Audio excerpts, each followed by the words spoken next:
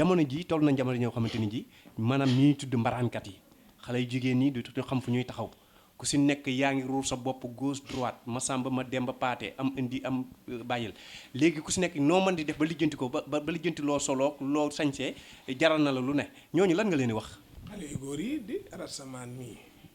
il faut mu dekkal ngoro parce que gis nga ndaw si mu xuloo lool ñu ngi wootante fan yi ndaw see ko commencé xam nga dañ lay woo mu sone ñoo koy dañ lay bippe nga xool muy xadi mu coupé pour nga woo ko nga boo dëgëree nag doo ko woo da ngay dal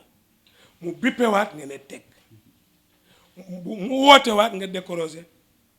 mu ne allo ko kan la nga ne ko man la res sama non damaa juum karaj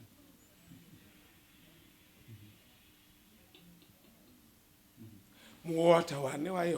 yow sax yow dama la gëj a dégg danga maa bàyyi léegi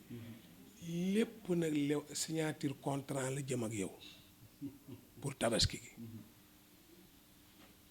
te mooy ngeen dekkalaat li deewoon ngoro doxaat fi nobu la nag cheveux naturel la nob mooy faram nobu la robb nobu la dàll nobu la pochette soo demee ba ci guddi xam nga wut nga pochette ak yëpp soo demee ba ci guddi mu ne pochette rëcc la dem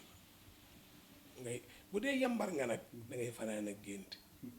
yére bu ñu sol cheveux naturel boo teg ci bopp dàll gi yére personnalité doomu aadama ko gën te jigéen dafa diiñ ndax mooy trésoru yàlla waxtu woo amee yére boo xam ne yaa ngi ko am ci mooy yàlla waxtu woo koy sol action mooy rediffusion am na rediffusion yu garaaw rediffusion yu garaaw a am xoolal bu ko ñëwkat bi indee tailleur ba nga tàllal ko rek sa waxtaan ak Iran ba ngay njaaloog Iran ba mu paree di la fay action boobu ci ay secondes lay ñëw tailleur bi ne nag xam nga ne baax na merci baax na dangaa yàkkamti daw parce que mu ngi lay fàttali loo bëggatu la xam soo ko solee ko romb mu ne la lalal naa la merci bi du yaatu merci nga wax comme merci mi football merci bare ca